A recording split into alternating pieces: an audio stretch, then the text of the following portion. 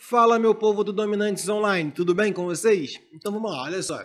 Mais uma aulinha de química, mais uma aulinha onde a gente vai falar sobre soluções. E agora, presta bastante atenção nisso, que a gente vai falar sobre as operações com soluções, só que essa é a parte 2. Só para a gente se situar. A gente já estava falando sobre algumas operações anteriores, né? A gente focou em falar sobre a diluição e alguns tipos ainda sobre mistura de soluções na parte passada, né? No tópico passado.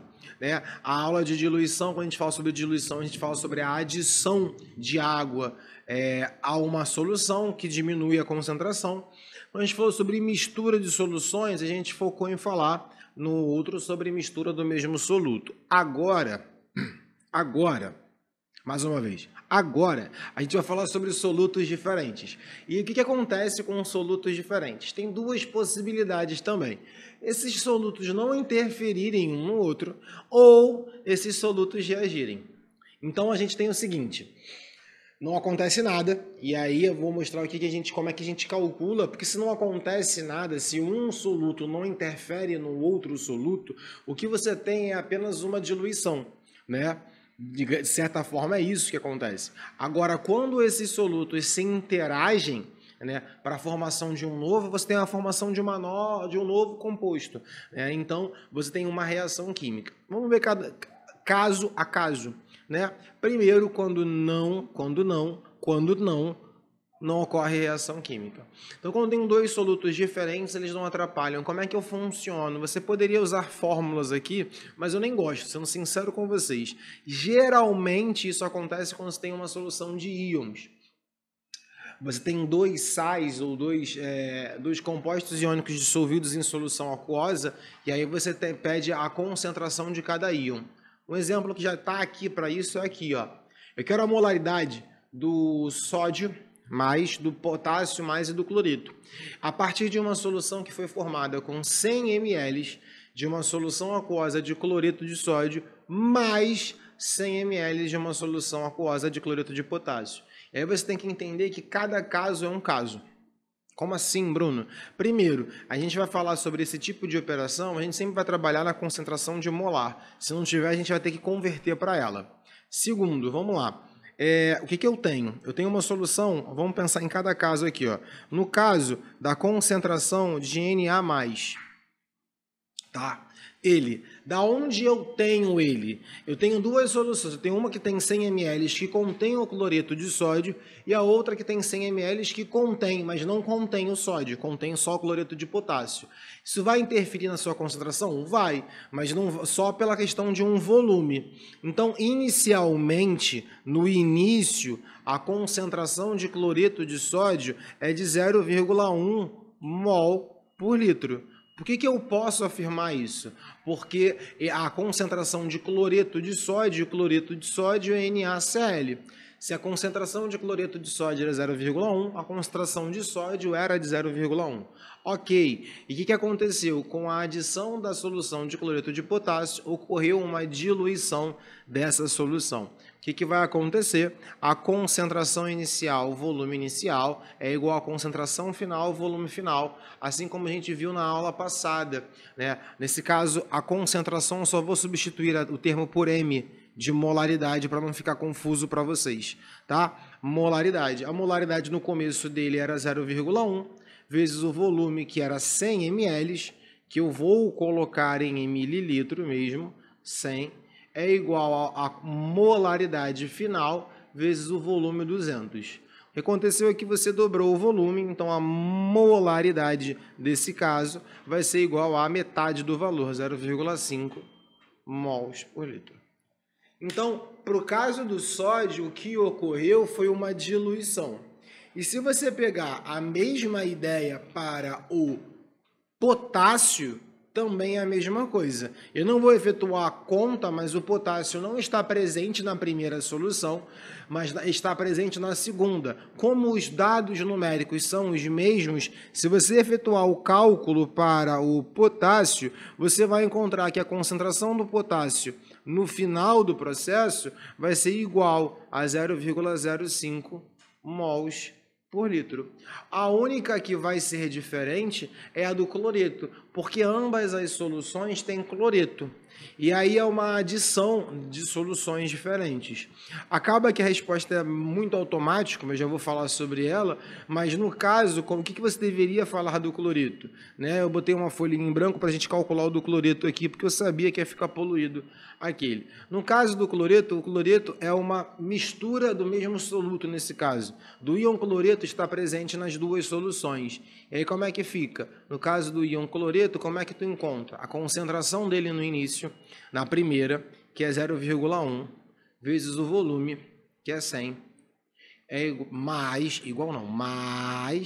lembra, a concentração de A vezes o volume de A, concentração de B vezes o volume de B. Então aqui é 0,1 também vezes 100, e é igual a concentração final vezes 200. Se tu fizer essa conta, a concentração final nesse caso vai ser 0,1 também, mols por litro. Mas é porque aqui, nesse caso, que eu escolhi para trabalhar, a quantidade e a concentração é igual dos dois casos. Na verdade, nem a quantidade me interessa, é porque as concentrações de cloreto são as duas. Se você misturar as duas, no final vai permanecer com a mesma concentração. Lembra sempre que numa mistura do mesmo soluto, a concentração é entre os dois valores. Entre 1 e 0,1, 0,1 só tem esse valor, né? Não existe entre aqui. Tá bom? Tranquilo? Bom, é isso. Você pode ter casos mais complicados, mas quando não reage, você trabalha como uma diluição, ou caso seja de íons, né, o ânion ou o cátion pode aparecer nas duas soluções, e aí para ele em específico você trabalha como se fosse uma adição. Essa informação, essa parte do conteúdo, ela vai estar muito presente, principalmente quando a gente volta a falar sobre produto de solubilidade, sobre equilíbrio iônico lá na frente, e aí você vai lembrar desses raciocínios aditivos aqui ou de mudanças de concentração, tá? Só para já te dizer, te apontar aonde está. Agora, o buraco fica mais embaixo quando a gente está analisando soluções que ocorrem em reação. Então, a primeira coisa que você tem que entender, deixa eu pegar a caneta branca aqui agora, é que se ocorre a reação, eu tenho que saber a reação. Geralmente, a gente trabalha com as reações de soluções, nesse caso, com a neutralização, né? Que é aquela reação de um ácido mais uma base, gera sal e água. E aí, sabendo disso, a gente vai partir simplesmente para a estequiometria. Não tem para onde fugir. Você vai verificar um cálculo estequiométrico para verificar o quanto reagiu ou não, tá? Vamos lá, vamos ver um exemplo aqui, para ficar mais vigente. Qual é a molaridade da solução final em relação ao sal? Então, eu já sei que vai formar um sal, ao sal formado. Quando junta-se 0,3 litros de ácido clorídrico a 0,4 mol por litro, com 0,2 litros de hidróxido de sódio, que tem a concentração de 0,6 mols por litro. E aí você tem que pensar o seguinte, espera aí, eu tenho HCl mais NaOH. Esses caras vão reagir, aí é uma reação de ácido-base, vai gerar NaCl mais água, né? Essa é a neutralização. Vou continuar meu raciocínio, hein?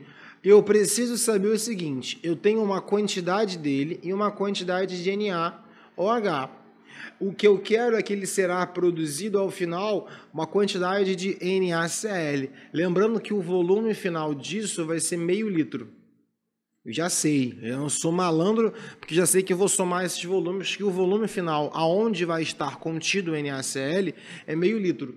Agora, por que eu vou me basear para fazer estequiometria? Nenhum dos dois. Você tem que ver se a proporção do ácido da base é equivalente ou se existe um excesso ou não.